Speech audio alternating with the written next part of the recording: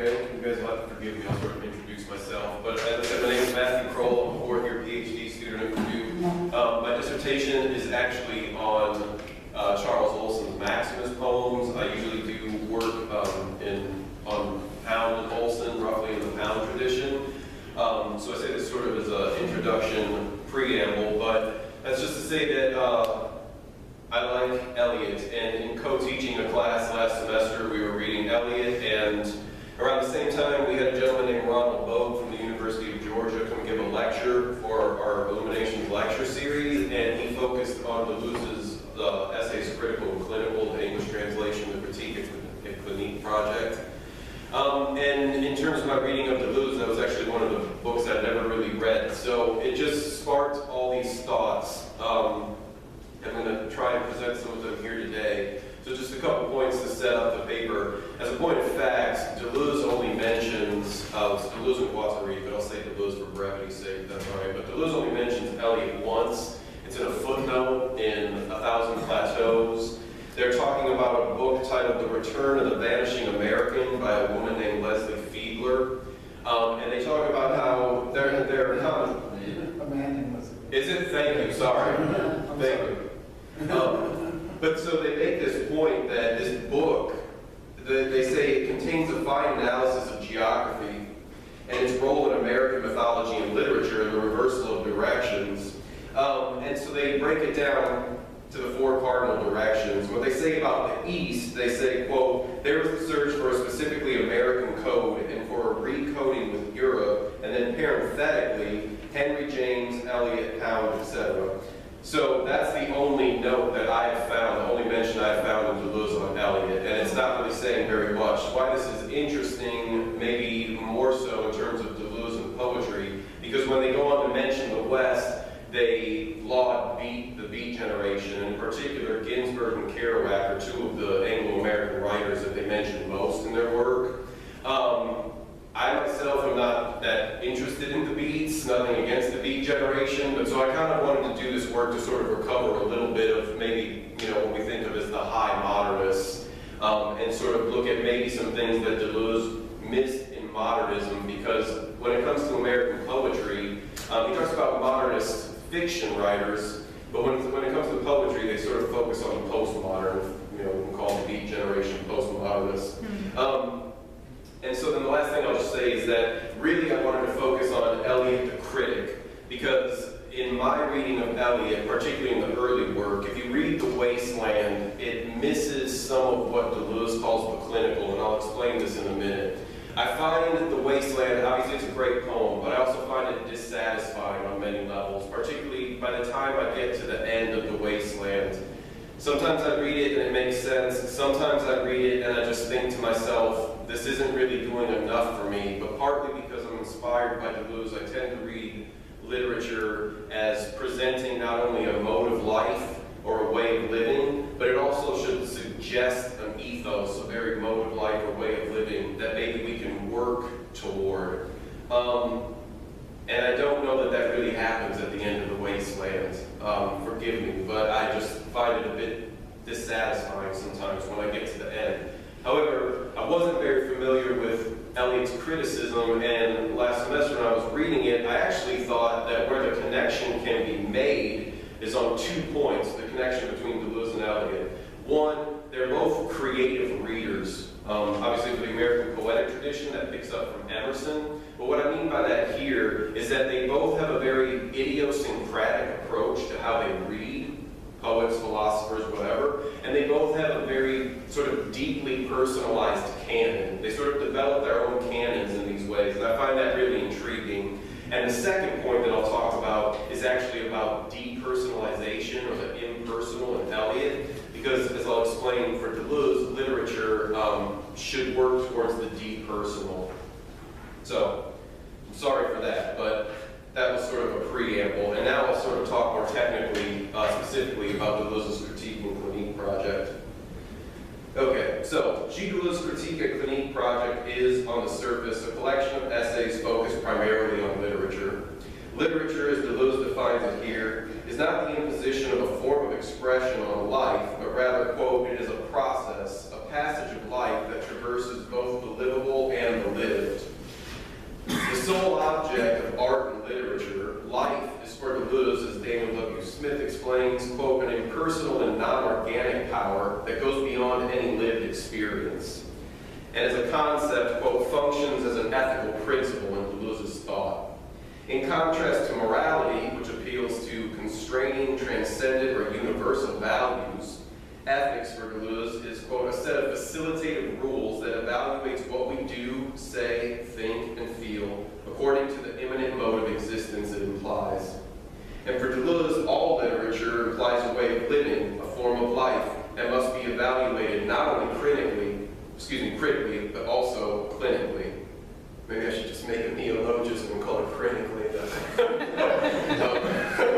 For an author to simply evaluate or critique the state of affairs he or she is surrounded by is incomplete, as, quote, the task of the writer is to participate in the construction of new possibilities of life.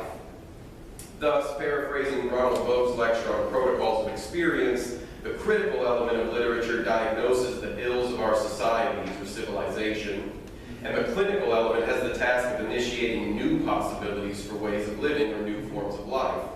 Further, I would argue that the task for readers and literary critics, then, is to evaluate literature both critically and clinically, or critically in this sense. Hence, some of my dissatisfaction with The Wasteland, as I mentioned before. If anybody wants to ask about that later, I can explain it. But I think that you can see this diagnosis of the ills of society. I mean, it should be said clearly that The Wasteland is based on some things that Elliot was going through personally, his depressions, anxieties, difficulty in his marriage or with his health. But you think about the way he describes the unreal city and the changing dynamic of the population and the climate of the financial district of London. It's not as if we read The Wasteland and we get no sense of sort of the larger say, anxieties of post-World War I London. But again, at the same time, by the end of the poem, I don't know that he's really presented us with a new way of life. And I don't know if it really is as optimistic as maybe you could read it. But anyways, so to better understand this sense of a clinical, Deleuze's sense of a clinical, I'll briefly take a step back and look sort of across his move, and particularly early in the monographs, to hopefully get a better sense of what he's doing with this term in essays, critical and clinical. Again, that's the English translation.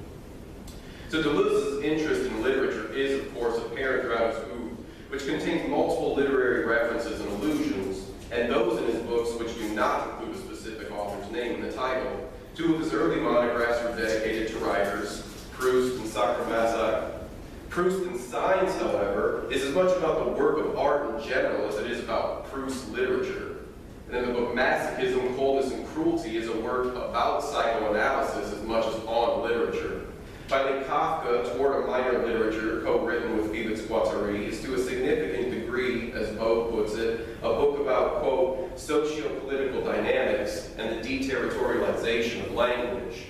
All three books, however, consider the authors they concentrate on as symptomatologists. Kafka's work, for example, according to Smith, provided Deleuze with, quote, a symptomatological diagnosis of the diabolical powers, and diabolical powers is actually Deleuze and Guattari's term, of the diabolical powers of the future, capitalism, bureaucracy, fascism, Stalinism, that were knocking at the door. Bogue categorizes essays, critical and clinical, as, quote, further elaborations on the fundamental concerns inaugurated in Deleuze's initial collaboration with Guattari, but he and Smith both highlight the analysis of authors as symptomatologists in the pre-Guattari works as well. Again, that's the early monographs. So basically before roughly 1970. Hence, we see here a theme which pervades Deleuze's considerations of literature up to and including essays, critical and clinical. In fact, as Smith argues, the fundamental idea behind Deleuze's critique of Clinique project is that authors and artists, like doctors and clinicians, can themselves be seen as profound symptomatologists. For Deleuze, and this is Deleuze's quote, symptomatology is always a question of art. And further, quote, the grouping of symptoms in the organization of a table, end quote, that's Deleuze's again, involve a creative act. The clinicians producing a work of art and no mere collection of data. Deleuze claims that, quote, artists are clinicians not with respect to their own case, nor even with respect respect to a case in general. Rather, they are clinicians of civilization, end quote. Of course, to see certain symptoms allows a clinician to give a diagnosis.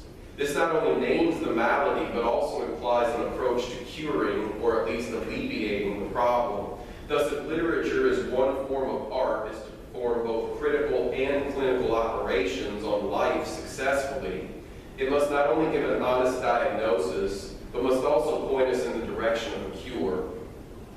As Deleuze comments in an interview with Claire Parnay, quote, "In reality, writing does not have its end in itself, precisely because life is not something personal. The aim of writing is to carry life to the state of a non-personal power," end quote. The ultimate goal is for the critical and the clinical to become, quote, one and the same thing, the point at which, quote, life ceases to be personal and the work ceases to be merely literary or textual.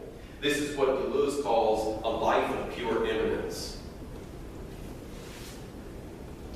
I cannot help but think here of Eliot's idea of the impersonal, or depersonalization, developed in part in his essay, Tradition and the Individual Talent, where he says, quote, "The progress of an artist is a continual self-sacrifice, a continual extinction of personality." To be sure, Eliot's claim that it is in, quote, this process of depersonalization that art may be said to approach the condition of science, end quote, marks a clear distinction between his philosophy and that of Deleuze. But this tension is relieved to some degree when only a few paragraphs later, Eliot admits he is perhaps, quote, struggling to attack a point of view related to the metaphysical theory of the substantial unity of the soul. This is poetry to a postmodernist philosopher's ear. Eliot continues, quote, "The poet has not a personality to express, but a particular medium, which is only a medium and not a personality, in which impressions and experience combine in peculiar and unexpected ways." Deleuze, I think, would agree.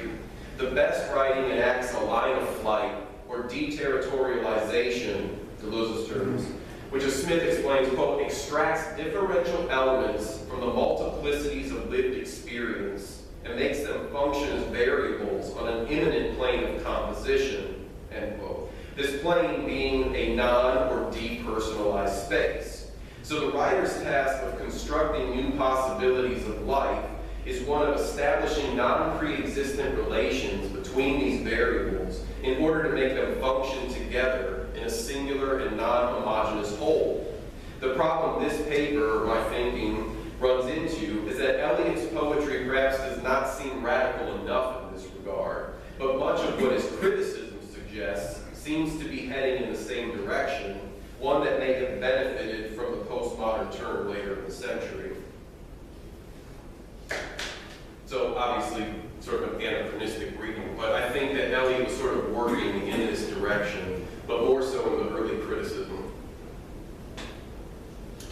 Okay, so the last couple points I'll make, and we'll go on time. Eliot's criticism is as vast as his poetry, obviously. All too often it has been attacked unfairly, according to Richard, as a Schusterman. Does anyone know? Okay. As a, quote, as a representative of the narrow-minded insularity of Anglo-American criticism, end quote, including, of course, the School of New Criticism. Schusterman argues that, quote, this picture of Eliot is grossly distorted, end quote, making Eliot's criticism rigidly narrow aesthetic formalism. This treatment of literature is removed from any social or political context and instead has a hyper-focus on the formal qualities of the poem. F.O. Matheson's The Achievement of T.S. Eliot seems to me caught between this view and a desire to get past it. Citing Eliot's own claim that, quote, poetry is not a substitute for philosophy or theology or religion, Matheson continues, poetry, quote, has a function of its own, the nature of which can be apprehended only in terms of the effect produced by its combination of rhythmical movement with sound and sense of words. A reader or critic can, in fact, as Matheson puts it, fail to understand the poem by divorcing the thought expressed from its poetic context, which a critic may do to judge the thought she sees the poem as trying to express. Then Matheson acknowledges I.A. Richards' dictum that what is important for the criticism of And if I may interject, what I find interesting about Deleuze, he made comments on deconstruction at a 1972 colloquium on Nietzsche. And somebody asked him a question about deconstruction, and he effectively says, to paraphrase, he says, look, I get deconstruction, I can see what they're doing, but it's not my method. Deleuze says, I'm not here to merely comment on a text. I'm not a commentator. I'm not interested so much about what the text means or what we can read. He wouldn't have said in the formal qualities of the text, but he's working in this direction. For Deleuze, he's interested in what a text can do. If I can find it real quick, I actually wrote this down, sorry. Yeah, so he says, a text is merely a small cog in an extra-textual practice. It is not a question of commenting on the text by a method of deconstruction or by a method of textual practice. It is a question of seeing what use it has in the extra-textual practice that prolongs the text. That's Deleuze's quote. So Deleuze concerns himself not with what a text means, but rather what it can do, how it connects to things outside the text, and what use it has in these new assemblages. So to go back to Richard's point, not what a poem says, but what it is, clearly, in terms of Matheson's reading of Eliot, this would create a pretty big discord between Deleuze and Eliot, but as hopefully I'll demonstrate, I don't know that Eliot necessarily, well, I think there's lines from his criticism, there's excerpts from his criticism that suggest he didn't necessarily think in that narrowly rigid aesthetic formalism that people have sort of ascribed to him. Okay, I have about 5 minutes here. Thus for Matheson, this is, so Richards makes this point, Matheson suggested, so thus for Matheson, the only way the critic can know what a poem does express is, quote, by a sustained awareness of all the formal elements of which it is composed. So here we seem to see a clear championing of the close reading which became the parochialism of the new critics. But Matheson goes on to also acknowledge that, quote, a poem grows organically out of the life of its time, end quote, making the case that a poem, quote, possesses in a very real sense a life of its own, distinct from the biography of its creator, and also from any idea or belief that it expresses. If we take this statement to be reflecting the process of depersonalization Eliot calls for, then though we may question the term organically here, at least from a Deleuzian perspective, because remember he says life is a non-organic power, we can at least agree that there is some admission here to poetry, or at least good poetry, being imbued with the life of its time. And again, I would say as much about The Wasteland, though maybe certain critics tend to focus on the personal sort of psychoanalytic aspects behind the composition. Eliot's personal psychoanalytic, obviously. So the last couple comments, the work of the critic then must also be imbued with life beyond the poem itself. When discussing a critic's taste or appreciations in Schusterman's terms, in the use of poetry and the use of criticism, that's Eliot's book. Eliot himself makes the claim that, quote, it cannot be isolated from one's other interests and passions. It affects them and is affected by them. In addition to the inclusion of a critic's other interests, we must read a poem, according to Eliot, with an eye on, quote, the view of life presented therein. I'm at least open to the idea that this is harmonious with Deleuze's claim that all literature implies a mode of life, though again, Eliot's language may be too overtly psychological to properly reconcile with Deleuze. Finally, to pick up on Eliot's claim that a critic has a mutual relationship of affectivity with his interests in forming his appreciation of poetry, with both her work and the reader. As one critic suggests, one of Eliot's criteria for authentic poetry is that, quote, it should affect us as a direct sensation, end quote. Here again we see a deep connection with Deleuze, who argues the artist creates new percepts, by which he means packets of sensations and relations that outlive those who experience them, or affects, by which Deleuze means becomings that go beyond those that live through them. Thus, if Eliot's depersonalization offers us a possibility for a new way of life, it requires that poetry be much more than its aesthetic formal qualities, of course, and much more than a text. Poetry itself has to have an extra-textual affectivity, creating bidirectional becomings between the poet and the critic or the reader. And by bidirectional becomings, if you're familiar with 1,000 Plateaus, we can say of Deleuze when he writes about Spinoza, say in the first book on Spinoza, Expressionism, this enacts his Spinoza becoming, but it also to an extent enacts Spinoza's Deleuze becoming. So there's always this bidirectionality of becomings for Deleuze whenever he's doing his philosophical work. So we'll say that he has a Nietzsche becoming in the Nietzsche book, and a Humean becoming in the Hume book, etc. So I think that that's also true, particularly in this context, for the critic. And I think that one of the things I want to say is to connect Deleuze and Eliot, though it may seem a little off the beaten path because Deleuze only makes the one comment on Eliot, I think that's the importance of the critic to open up, especially something like, a work like The Wasteland or something from high modernism. I think that's sort of what Deleuze's call is to the critic and to the philosopher, is to be able to open up these bidirectionalities and really sort of delve into the text. And again, not concern yourself so much with what it means, but what it can do and its extra textual practice. So the last thing I'll say is that the ontological difference between Eliot and Deleuze would seem to be whether these affects or this affectivity can remain beyond the personality of either the poet